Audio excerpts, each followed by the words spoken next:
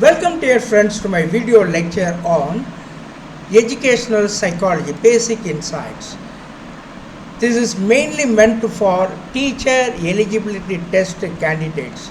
I would like to give all the basic insights related to TET syllabus.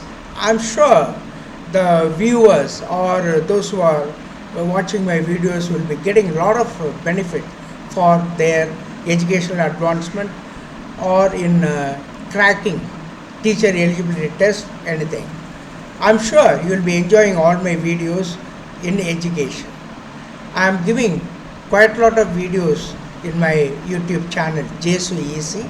I'm sure you'll be able to benefit a lot, and I have dedicated this YouTube channel to all education students all over India, all over the world, all over Tamil Nadu. Welcome to my video lectures. And this particular video lecture is on educational psychology part-1, teacher eligibility test. In this video lecture, I would like to give you the basic insights in psychology, and especially in this first part A, I am just dealing with cognitive psychology. I'm sure if you go through all the parts, all three parts, you'll be able to get a comprehensive idea on educational psychology for teacher eligibility test. Welcome dear friends, let us enter into the topic straight away.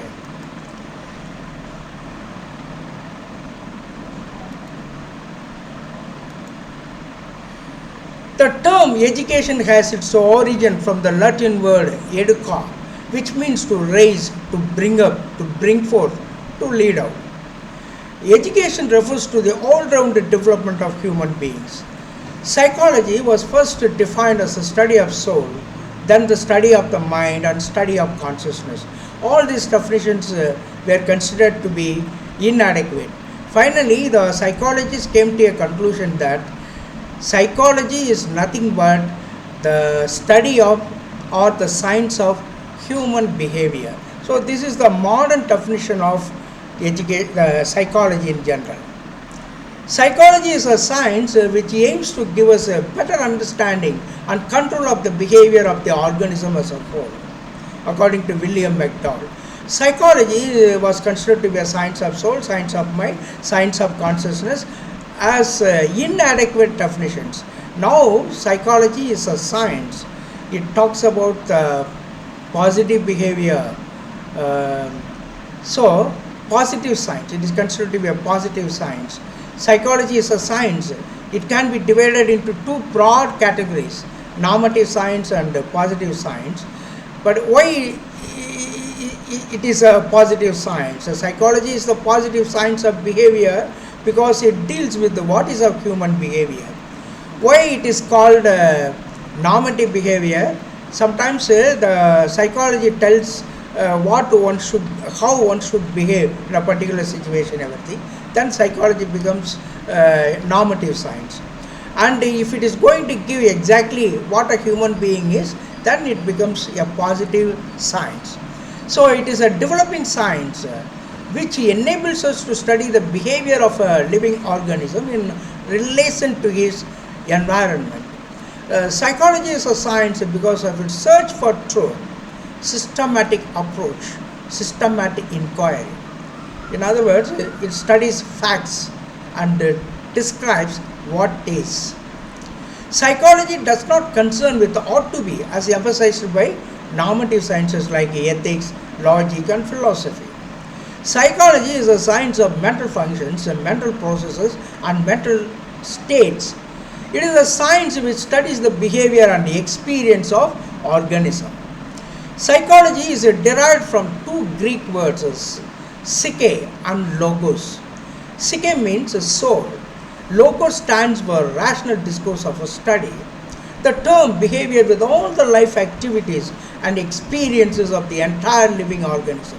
This is called psychology, as the behavior in psychology. Behavior with all the life activities and the experience of the entire living organism. This becomes the definition of psychology.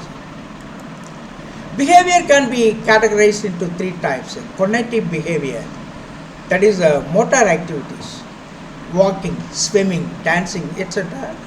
come under this cognitive behavior, that is motor activities. Then affective behavior, emotional experiences like feeling happy, feeling sad, feeling angry, etc. Then third one, cognitive behavior, brain functions. It is like thinking, reasoning, imagining. All these things come under cognitive behavior. Behavior is nothing but a collective name for all these three areas, three domains of behavior: cognitive, affective, psychomotor domains. Behavior concerns all the segments of human mind: conscious, subconscious and unconscious. That is, it covers not only the overt behavior but also the inner experiences and mental processes, that is covered behavior. So the overt behavior is nothing but the external behavior. Whatever others are able to see in us, that becomes overt behavior. Covered behavior, anything that happens inside a person's mind, that is inner experiences and mental processes. Psychology studies both overt behavior, that is the external behavior or observable behavior, and covered behavior, that is hidden behavior. Psychology is a positive science of behavior according to Watson. This is the definition Watson gives. Psychology is the science of behavior and experience. This is the definition given by Skinner. Psychology is the study of human behavior and human relationship. This has been given by Crow and Crow.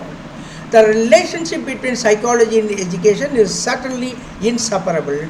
Both are the same, one and the same area, or two sides of the same coin. General psychology, there are different types of psychology, kinds of psychology. We can deal with it one by one. General psychology deals with the fundamental rules, principles and theories of the subjects in relation to the study of the behavior of normal adult human beings. Abnormal psychology describes and explains the behavior of abnormal people in relation to their own environment. Then clinical psychology, it is the art and technology of dealing with the adjustment problems of the individuals. Physiological psychology describes and explains the biological and the psychological basis of behavior, that is the brain, nervous system and the functions of the glands, etc. That goes with the physiological psychology. Then social psychology. Social psychology studies the human behavior in relation to his social environment. Industrial psychology. Industrial psychology studies the human behavior in relation to the situations and the environment prevalent in the industrial world. Then crime psychology, it studies the behavior of the criminals. Experimental psychology, it explains the ways and means of carrying out psychological experiments. Child psychology deals with the study of the behavior and the process of growth and development of children. Then there is adult psychology, it deals with the study of the behavior of the adults. Then educational psychology, it is to study the behavior of the learner with respect to the educational environment. Then there is a kind of psychology called parapsychology. It is related to the behavior related to telepathy, extrasensory perceptions and rebirth. Then there is developmental psychology. Development psychology deals with the process and products of the growth and development of human beings of all stages of life, from conception till death. Then animal psychology. Animal psychology deals with the study of animal behavior in controlled conditions. Behavior of cats according to Thorndike. That experiment he made, and that comes later on in our discourse. And dogs by Pavlov. Pavlov used dogs in order to have his psychological experiments. Then Skinner used rats and pigeons, etc. So these all come under animal psychology. Then cognitive psychology, it deals mainly with the study of the processes and products of growth and development of cognitive abilities and capabilities of human beings. Then military psychology, it studies the use of psychological principles and techniques in the world of military science. Then legal psychology, it is a branch of applied psychology which tries to study the behavior of the persons like clients, criminals, witnesses, etc. Then there is political psychology. It is the use of psychological principles and techniques in studying politics and deriving political gains. Then there is a kind of psychology called experimental psychology. It explains the ways and means of carrying out psychological experiments. Then there is geopsychology. It describes and analyzes the relationship between physical environment, weather, climate, soil with behavior. Then health psychology, it talks about the facts and principles and theories of psychology that are used in the task of preservation of the physical and mental health of the individuals. Then there is a sports psychology. It deals with the study of the behavior of the players and sports personnel. Experimental or environmental psychology. Environmental psychology gives more emphasis on weightage to the environmental facilities for molding the behavior of the individual in the desired direction, in the needed direction. Then correctional psychology, it is concerned with corrective measures and activities designed for modifying the undesirable, abnormal and maladaptive behavior of the affected individuals. Then aerospace psychology, it studies the behavior of aeronauts and astronauts who venture to travel in space. Then there is consumer psychology. It is a study of the behavior of the consumers in relation to the present economic and social status and consumption related environment. So, it is a study of the behavior of the consumers in relation to the present economic and social environment. Then individual psychology, it talks about the nature and course of individual differences. It is studied there.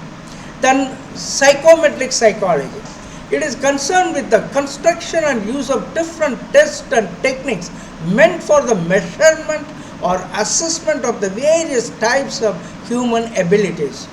Then organization or managerial psychology, the behavior of the human resources related to the organizational climate of an establishment or any institution.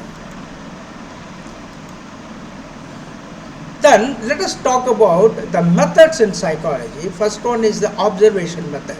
Observation method means knowing the environment through sense organs. In the field of psychology, it is concerned with the perception of an individual's behavior by the other individuals and the interpretation and analysis of the perceived behavior by them. So it is observation by others for some purpose. What are the styles and ways of observation? There is a formal observation. It is carried out in quite a formal way, maybe with the rules and regulations, with this definite aims, etc. Then informal observation, it is carried out in quite a spontaneous and natural way. There is no previous information, no prior information. Just it happens as it is. Then participant observation. The observer tries to observe the behavior of an individual by joining them as an associate or participant in any of their individual or group activities. Of course, non-participant observation, it is another kind. It actually, the person does not participate in the event of the individuals, but keeping him aloof from the group, he is just observing what they are doing, and according to his aims and objectives, he watches them or he concludes certain things.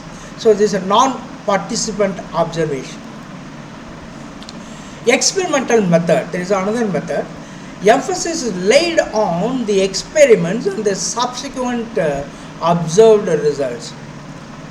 Experiment comes from a Latin word meaning to try or put to the test. Then there is survey method. It is often used in social studies, mainly to collect information about what exists. There are two main modes, use of questionnaire techniques and use of interview techniques. Questionnaire in general is referred to a device or instrument consisting of some systematically planned questions. Interview, it is nothing but face-to-face contacts. Structure, it is structurized and standardized, or it can be unstructured and non-standardized. It all depends on with what purpose one indulges in interview. Then clinical method, it is used primarily for diagnosing and treating a problem case, and it is used extensively in abnormal and educational psychology. Then there is case study method. It is a method of behavior investigation. We try to study the behavior of an individual in all the essential aspects by analyzing the past record, present position and future possibilities regarding his felt problem. Now let us talk about heredity and environment. What is heredity? One's heredity consists of all the structures, physical characteristics, functions or capacities derived from their parents or other ancestors or species. This is the definition given by Douglas and Holland. Testes produce the male germ cells. It is called as spermatozoa. Ovaries produce the female germ cells, that is called ova. Life is the result of the union of these male and female cells. In the fertilized ovum, it is called a zygote.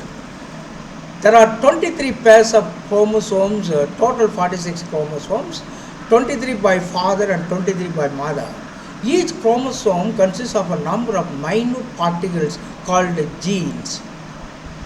Genes are the real carriers and determinants of the hereditary traits.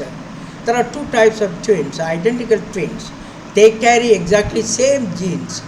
They belong to the same sex. Identical twins develop from one same fertilized egg. Please see the differences, very important question. Fraternal twins or non-identical twins, two different zygotes. They come from two different zygotes, that is fertilized eggs. They have different combination of chromosomes or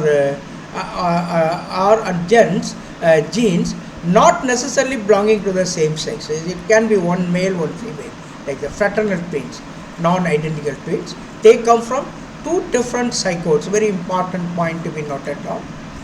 Then theory of, there are different theories of growth and development. Let us discuss each one. Theory of continuity of germplasm. This has been given by Weismann. Two types of cells in the human body according to him: somatic cells and germ cells. Somatic cells are responsible for the maintenance and development of the somatic structure, that is bodily structure. Germ cells contribute towards the hereditary endowments. All our physical qualities come from these germ cells.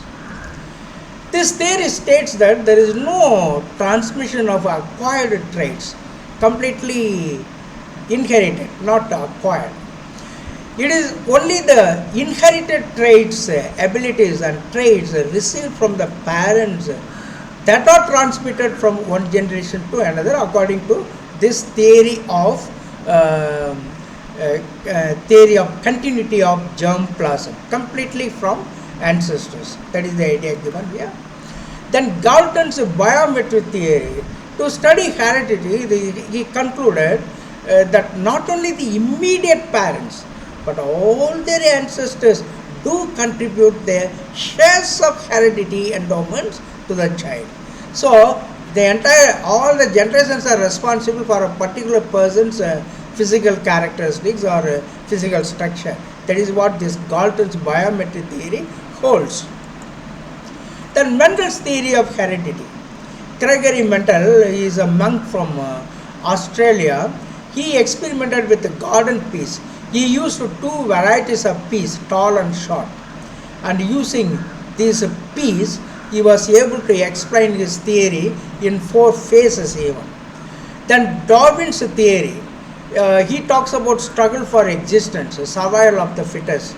It is called the process of natural selection. So Darwin's theory, man comes from, monkey comes from this particular theory. What are the laws of heredity? Law of similarity. Children tend to be similar to their parents. Then law of variation. Children may vary or differ from their parents with respect to one or other characteristics. Then there is a law of regression. There is an inherent tendency in the human beings to move towards the mean or average for the transmission of traits and characteristics from one generation to another. So this is called law of regression. So not necessarily the same amount, it can lead to what you call the average transmission of traits and characteristics according to this theory of regression, law of regression. Then environment. The environment is all in all. The environment can be called sometimes a nurture. The growth and development of an individual is the net result of his environment. Some psychologists strongly hold this. For an example, the case history of Ramu, the wolf boy, then Amala and Kamala episode in 1920. See, these people were found in the forest, they were behaving like animals, and that proved beyond doubt that the environment matters a lot for human growth. If they are put with animals, they will behave like animals. If they are growing with human beings, they will have human characteristics. So that shows the importance of environment. Then the environment is everything that affects the individual except his genes, according to Boring, Longfield and Weld.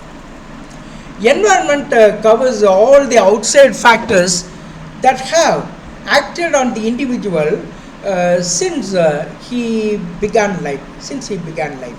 Wordsworth and Marcuse. So environment covers all the outside factors, external factors.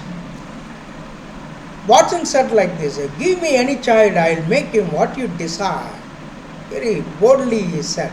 That means environment is everything according to him. Every phenomenon of life is the product of both heredity and environment.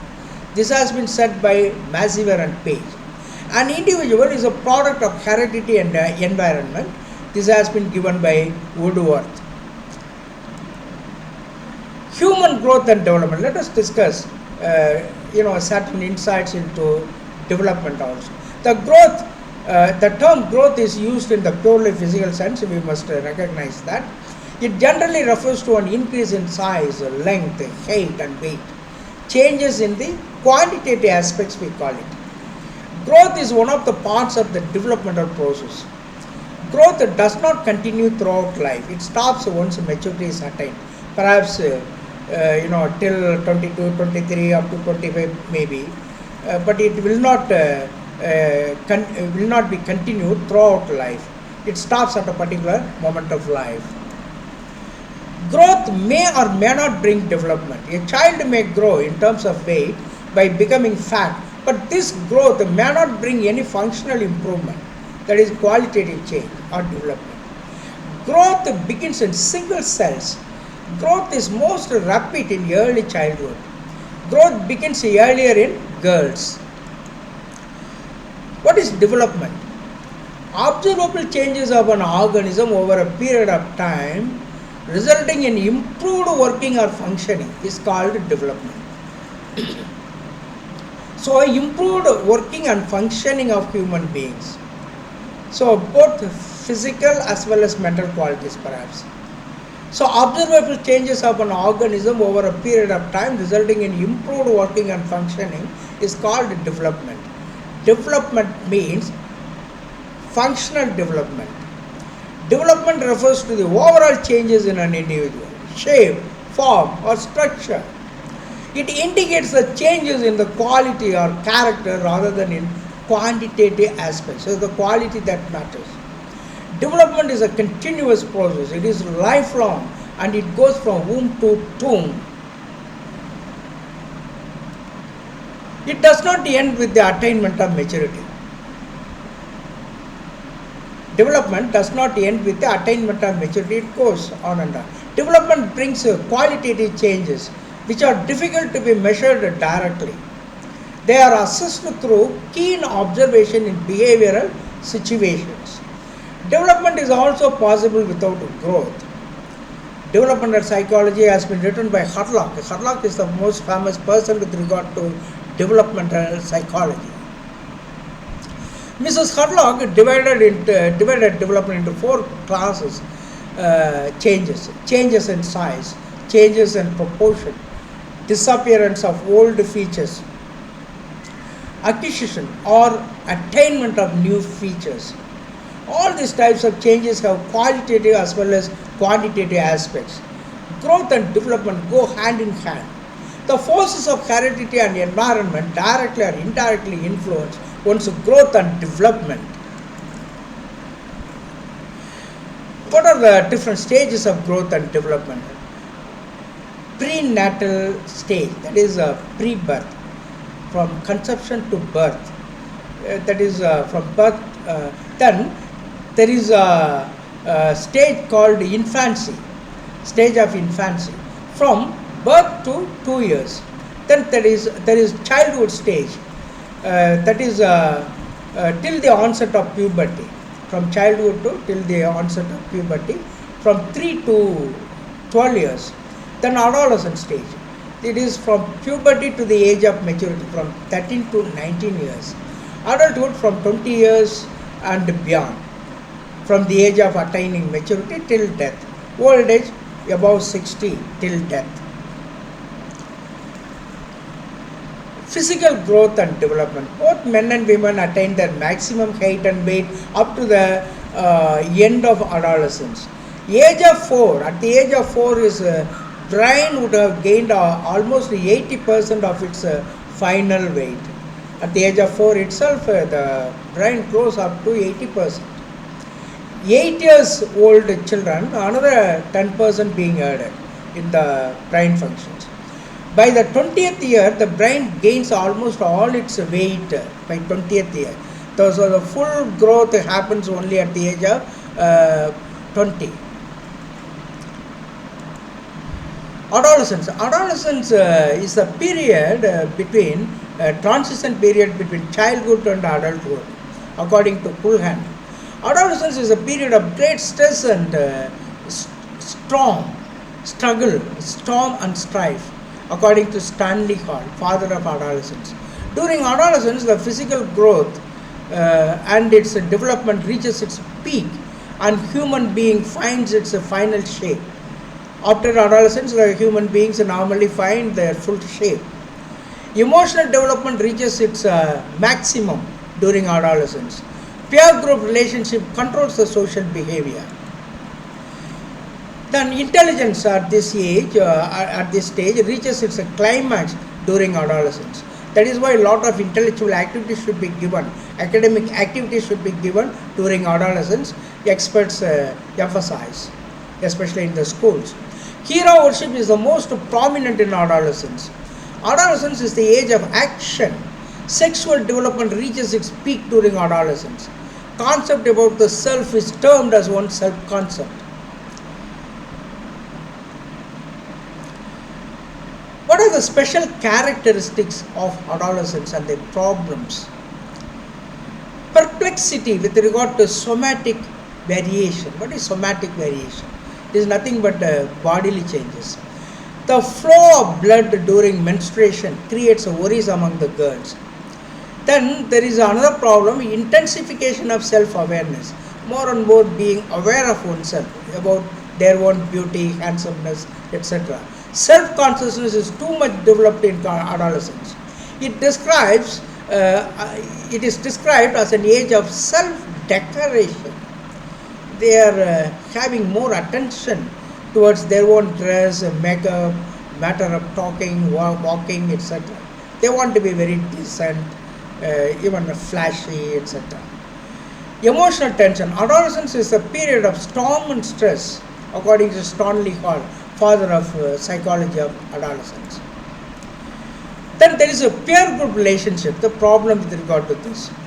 The adolescent goes away from his parents and elders and spends much of his time with members of his peer group. In other words, group of his age group, in his age group, with his own friends, classmates, etc. Intensification of sex consciousness happens at this stage of adolescence. The sudden functioning of the glands, secretion of sex hormones, and the awakening of the strong sex instinct happen at this stage. Sometimes when boys and girls are there in a particular meeting or prayer service and all, we could watch this 11th and 12th standard boys fixing their eyes on a particular girl, something like. From the altar we can very well see such kind of scenes, especially in the higher secondary schools. I mean, intensification of sex consciousness at this stage. However, whatever advice you are giving, out of fear only they will be controlled. There is sort of a problem for the adolescents. Then vocational choice and need of self-support. The adolescent's strong desire is to achieve self-sufficiency and make himself quite independent like an adult member of society. So vocational choice and need of self-support, he needs it very badly.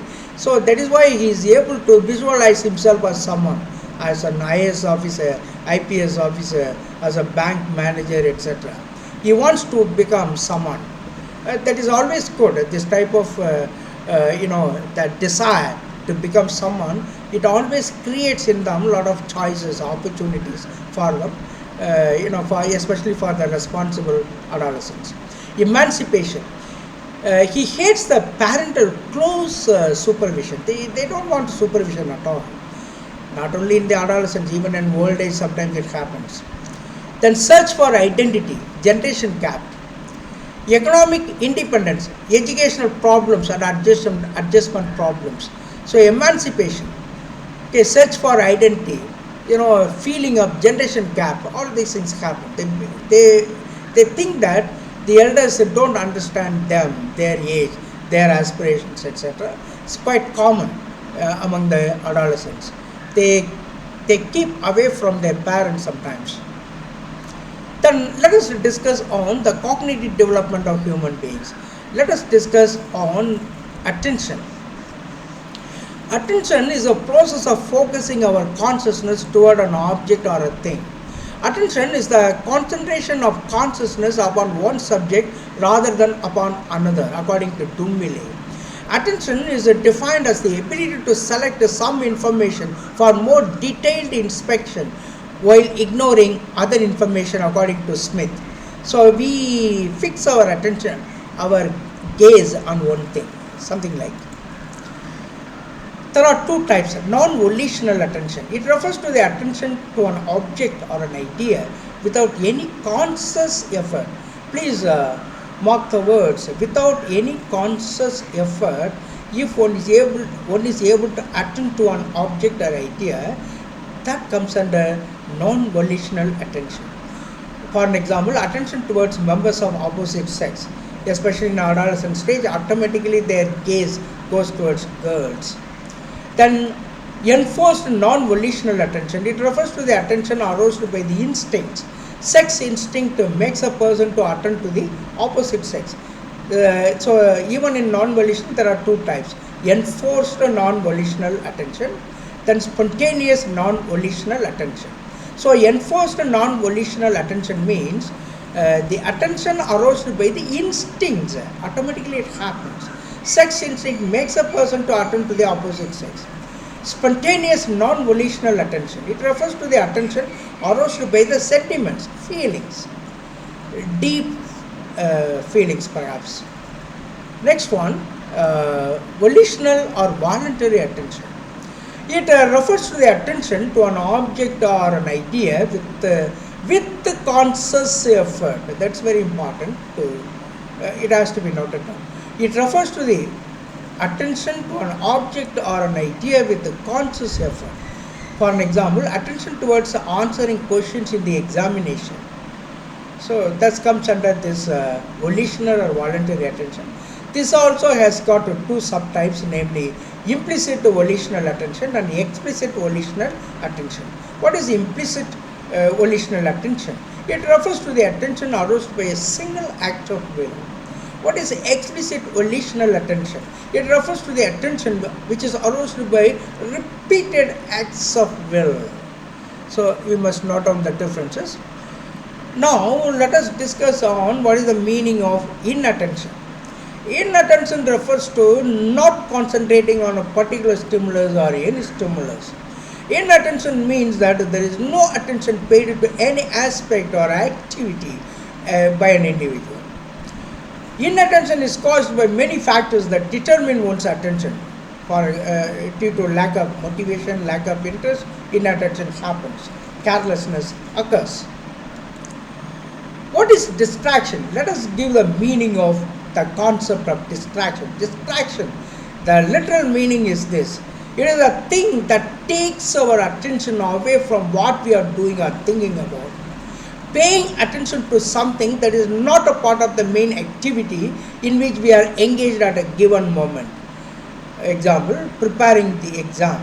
At that time, there is a blaring of the tape recorder outside. So this is a distraction actually, because the student is unable to put all his attention to his studies because of this particular difficulty with regard to the sound that is made in the outside world, outside the building, blaring of the tape recorder. Okay.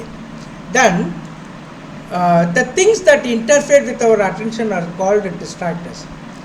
What are distractors? Anything that affects our attention, that is called distractors. What are internal distractors? Emotional disturbances, anger, worries, fears, and feelings of insecurity, ill health, boredom, lack of motivation, all these come under internal distractors. What are external distractors? That is a noise, improper lighting, or it is beyond our control, uncomfortable seats, all these things, unfavorable temperature, inadequate ventilation, defective methods of teaching, improper behavior of the teacher, etc., etc. All these come under external distractors.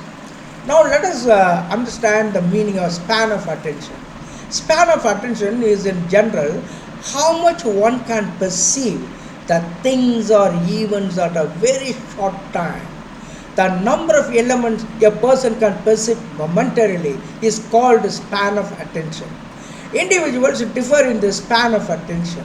The span is the threshold point, in other words, starting point, to perceive at a glance at a given time of exposure. William Hamilton did the first experiment on the span of visual attention.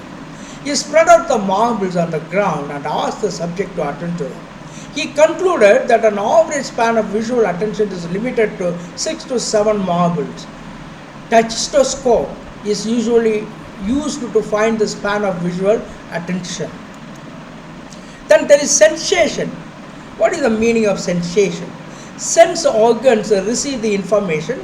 This information is sent to the brain for identification. Therefore, sense organs are said to be the gateways of knowledge. Eyes, ears, nose, tongue and skin are the sense organs to receive visual, auditory, olfactory, gustatory and tactile stimuli respectively. What is the meaning of this? That you know, visual, that's seeing, auditory, hearing, olfactory, smelling, gustatory, tasting, tactile, that is touching. So all these things come under sensation.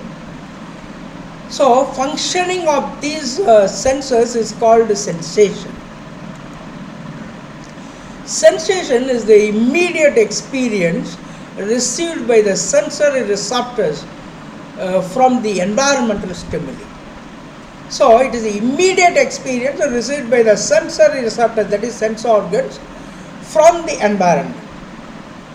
Sensation involves the processes by which our sense organs receive information from the environment. That is the definition given by Fieldman, 2005. What is perception? What is the concept of perception? Perception is the process of becoming aware of objects, qualities or relations by way of the sense organs. Mere sensations do not give us knowledge. They should be interpreted and defined. When a sensation gets a meaning, it is called perception.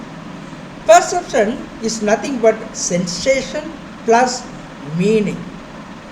So, sensation plus meaning is called perception.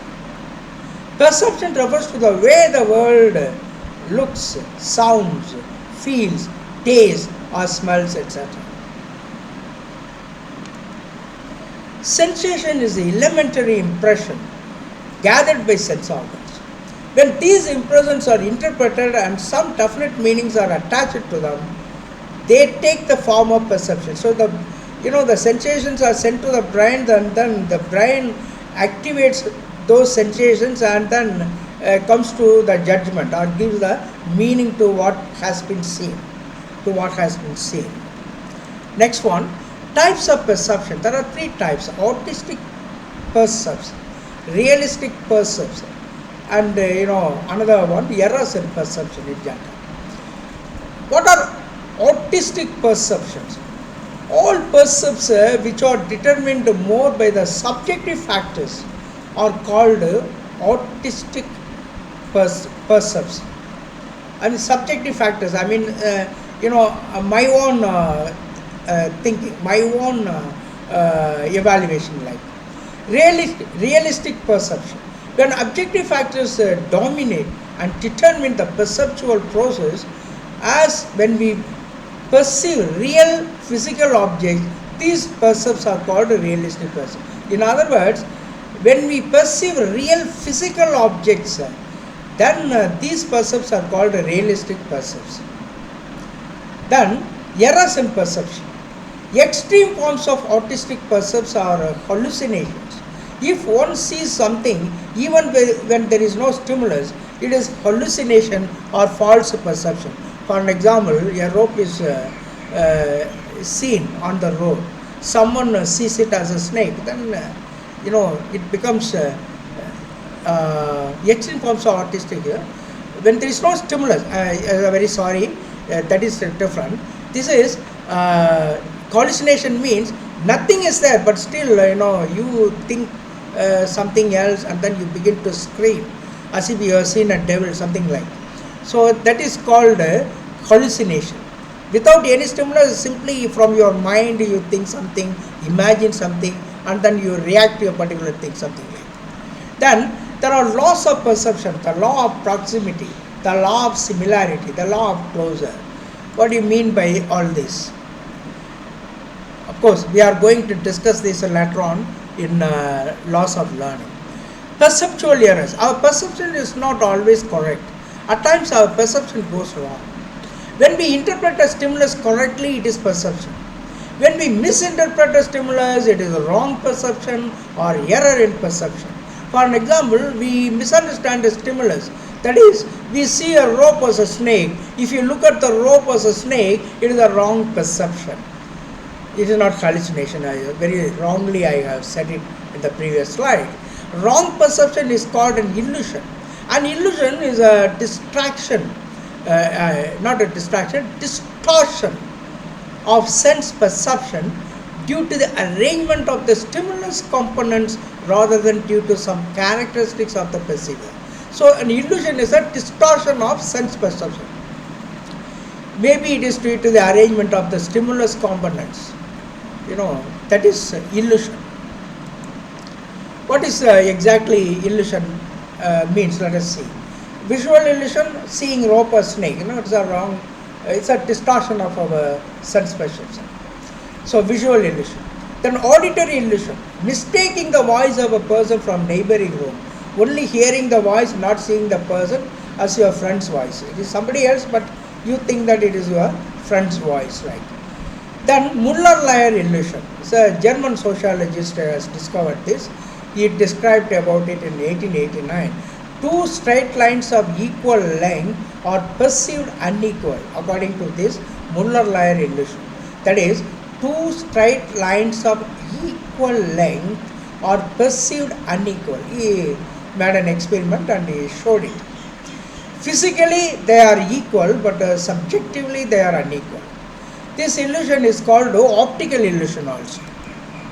Then horizontal vertical illusion.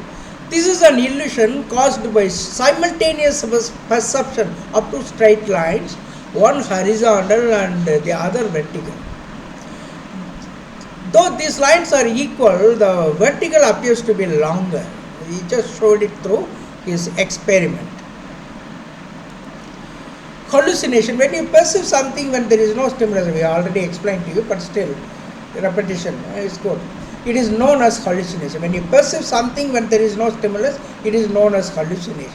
Hallucination is a sense experience in the absence of proper, appropriate external stimuli. It is a misinterpretation of an imaginary experience as actual perception. When a person sees someone in the room who is not there, it is hallucination. What is the concept formation? Let us discuss on the meaning and characteristics of concepts. A concept is the generalized meaning that is attached to an object or idea. It is a result of one's perceptual experiences and involves both discrimination and generalization. Experience is a great factor in concept formation. Very important one. Experience matters a lot in concept formation. What is the process of concept formation? So there are two important concepts called abstraction and generalization. What is abstraction? It is an analytical process wherein essential attributes are taken into consideration, ignoring accidental products and unnecessary qualities. Then generalization. It is a process by which a quality or qualities so abstracted are referred to a number of similar objects. Abstraction and generalizations are the two important processes involved in concept formation. For an example, apple. So and the fruit, the apple fruit will look like a little reddish, and then it will have a round shape. It can be bigger one or smaller one, that doesn't matter, but there are general characteristics. So that is the process of concept. Then you are able to see, how it will look like and how, it will have its color and how it will taste like, So whether it is small in size or bigger in size, that doesn't matter, but general qualities. So we are able to abstract the intelligent and analytical process with regard to that particular fruit. It is different from banana. Banana is something different. It is a round shaped, that is like a stick. That type of abstraction and generalization that happens in concept formation. This is how we learn the concepts according to psychologists. Abstraction and generalization are the two important processes involved in concept formation. Then Piaget's stages of cognitive development. Jean Piaget, a Swiss child psychologist. Cognitive development means how knowledge is acquired and developed through successive stages and at various age levels. So he made an experiment on this. His theory of cognition is sometimes called genetic epistemology. It focuses attention on the interaction between his biological inheritance and his environment for the cognitive development. 4 stages of cognitive development according to Piaget. That is sensory motor stage, birth to 2 years. Infants learn about their world primarily through their senses and actions. Then there is a pre-operational stage, that is from 2 to 7 years. It is characterized by language development. Then the third one will be concrete operational stage. It is from 7 to 11 years. Then formal operational stage, that is from 11 years to adulthood. In concrete operational stage, through concrete objects, the students learn everything. Formal operational stage, the child has grown a little. His mental functions are really intense, and he is able to understand even the abstract concepts. That is formal operational stage. That happens from 11 years to adulthood. Then there is a concept called concept maps. Concept maps in language. Concept means generalized notion or idea. Map means anything which represents graphically or in a diagram. A concept map is a graph representing the relationship among ideas. The concept map is defined as a diagram showing the relationship among concepts. Concept mapping is a technique for visualizing the relationship among various concepts. Then imagination. Imagination is a mental manipulation of an individual. Imagery is nothing but mental images. Mental images are the representation in mind that resembles the objects or events being represented. For an example, when we tell our friend's name, we visualize him in mind. This mental picture is called mental image. Imagination is classified into different types. Reproductive imagination. The past events that are reproduced by an individual is called a reproductive imagination. It is an ability of a person to reproduce the past events. Then there is a creative imagination, the ability of a person to produce something new. Artists, poets do this. They create something from the words, from the things, something new. Then language, thinking and reasoning. Language is the means to carry out the process of thinking. When one reads, writes or hears words, phrases or sentences or observes gestures in any language, one is stimulated to think. Reading and writing of documents and literature also help in stimulating and promoting the thinking process. Language is our ability to use a system of symbols and rules for combining them in order to communicate information. Language is a tool of thinking. It consists of words, symbols and gestures. By using words, symbols and gestures, we make other persons understand our communication. Therefore, language is the most efficient tool for carrying out the process of thinking. Thinking is the mental manipulation of information that has been sensed, perceived, learned and remembered according to Kaufman. So it's the mental manipulation of information. That is thinking. Then thinking is a cognitive process, in other words a brain function. It includes perception, reasoning, memory and conception. What is reasoning? Reasoning is the process of higher order thinking where general principles are employed to draw relevant inferences. It is a complex mental process that needs a well-organized brain. Reasoning is a powerful mental activity that operates on information in order to reach conclusions. Reasoning is a stepwise thinking with a purpose of goal in mind, according to Garrett, 1986. So it is a process of higher order thinking, no doubt about it. It leads to problem solving ability. Then what are the types of reasoning? Reasoning may be classified into two types, inductive reasoning and deductive reasoning. What is inductive reasoning? In this type of reasoning, we proceed from particular facts to a general conclusion.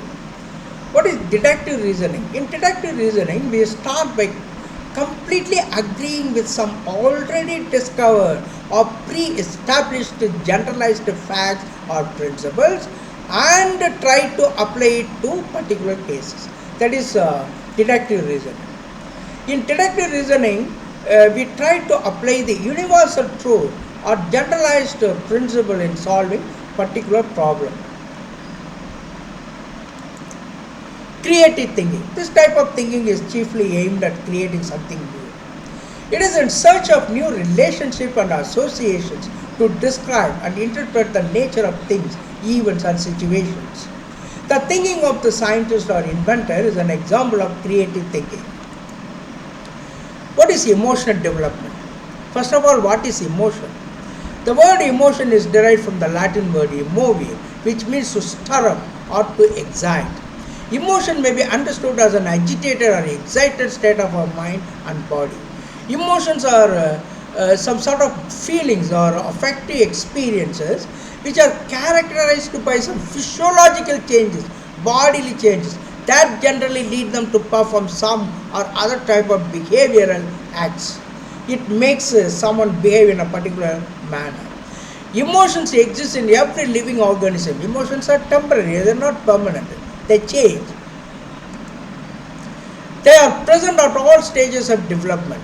There are two types of emotions, namely positive emotions and negative emotions.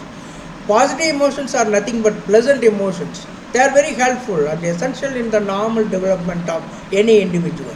Joy, happiness, love, etc. Then there are negative emotions. They are unpleasant emotions that are harmful to an individual's development. Fear, anger, jealousy come under these negative emotions. What is emotional quotient? It represents to a relative measure of one's emotional intelligence potential. It represents a relative measure of one's emotional intelligence potential, the power, innate power. Emotional intelligence is the product of one's heredity and its interaction with these environmental forces. So the emotional quotient represents a relative measure of one's emotional intelligence potential.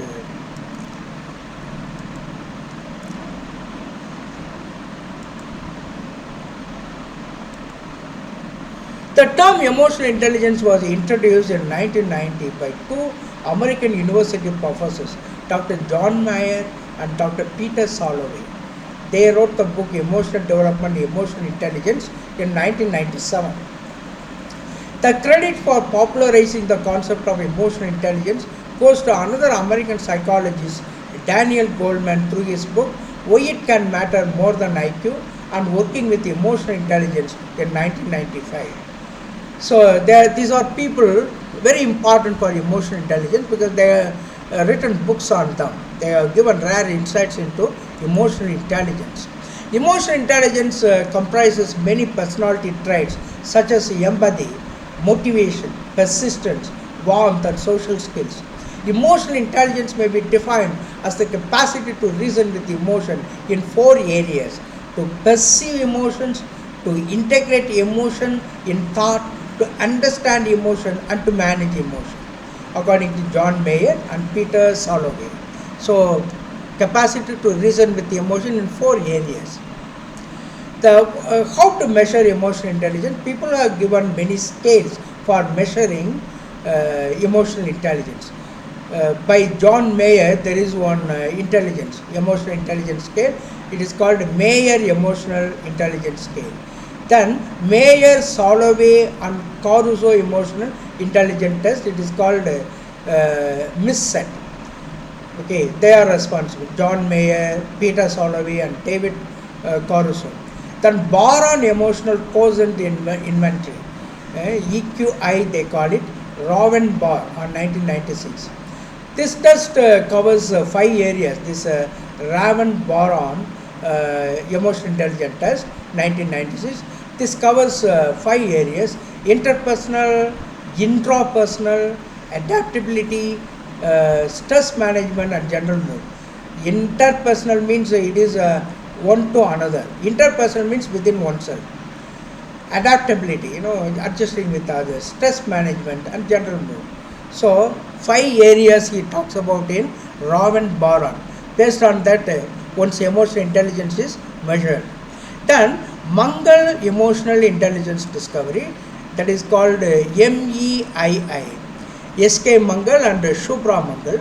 It covers 4 areas: intrapersonal awareness, that is awareness about oneself, that is called intrapersonal awareness. Then interpersonal awareness, how one relates with another person, so that is interpersonal awareness.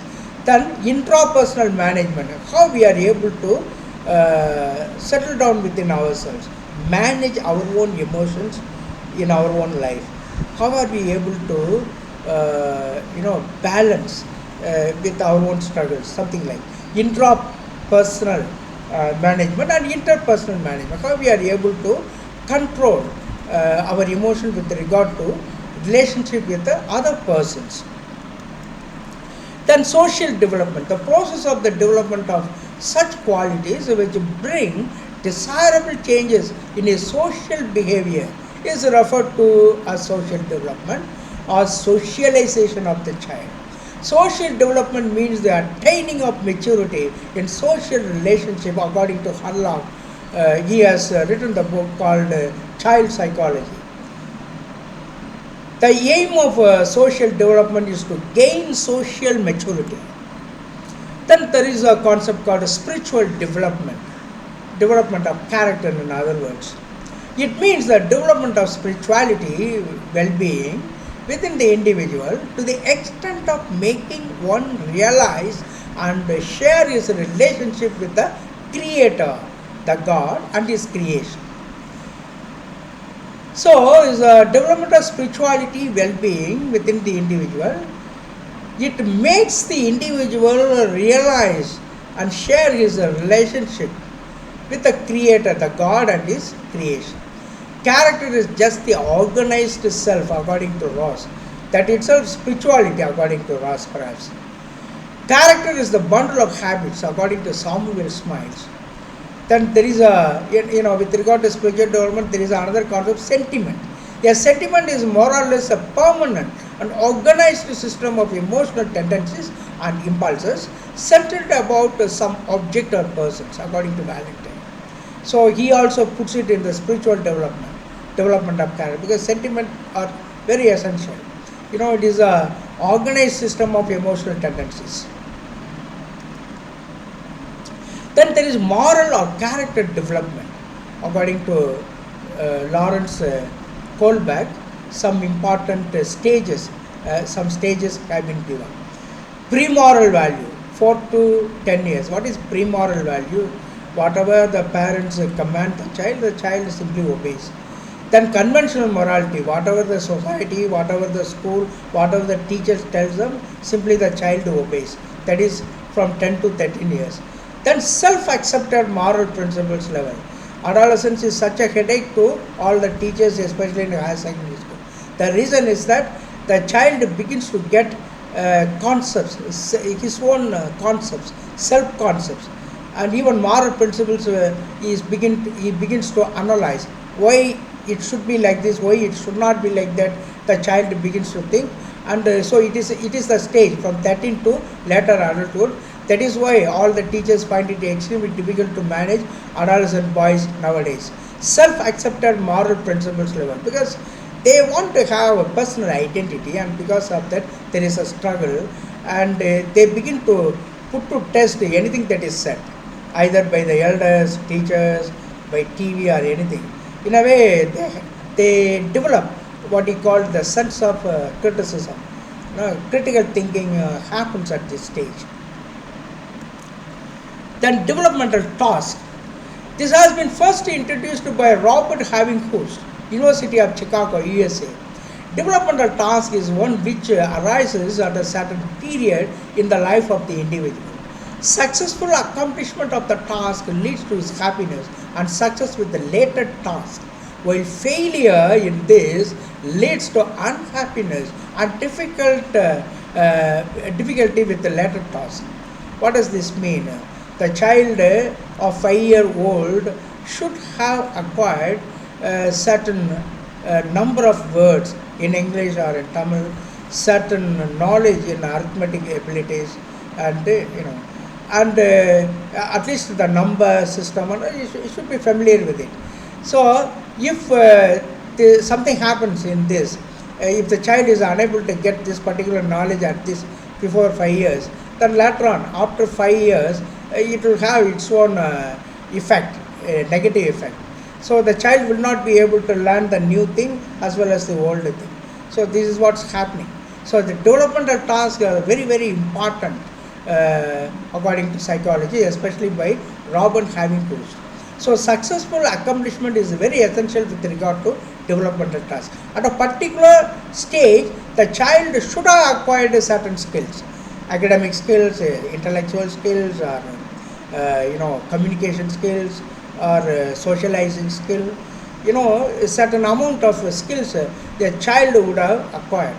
If it doesn't get before adolescence period, later on as an adult the child will find it difficult. As an adult he will not be able to find happiness. That's the problem. So the developmental tasks are very important concepts with regard to growth and development. Developmental tasks belonging to all the three domains of behavior. They belong to all three domains of behavior. Cognitive behavior, that is psychomotor behavior. Motor activities. Then cognitive behavior and affective behavior. So in all three areas of developmental tasks should happen. What are the stages in the lifespan? Prenatal period, we already explained to you, from conception to birth, infancy from birth to 3 years, childhood from 3 to 12 years, early childhood from 3 to 6 years, later childhood from 6 to 12 years, or up to the onset of puberty. Adolescence from 12 to 19 years, or from the onset of puberty till the attainment of maturity. Adulthood from 19 to 60 years, old age from 60 years to death. Thank you very much, dear friends. God bless you abundantly. Let us meet in part 2. So, thank you for listening to me. Kindly subscribe to my channel so that you are able to get it immediately, and all aspects of education, all the basic insights with regard to education, and then TET, NET, SET, any other competitive exams. Please subscribe to my channel. You will be able to get all the educational ideas for your advancement in education. Thank you very much. God bless you abundantly.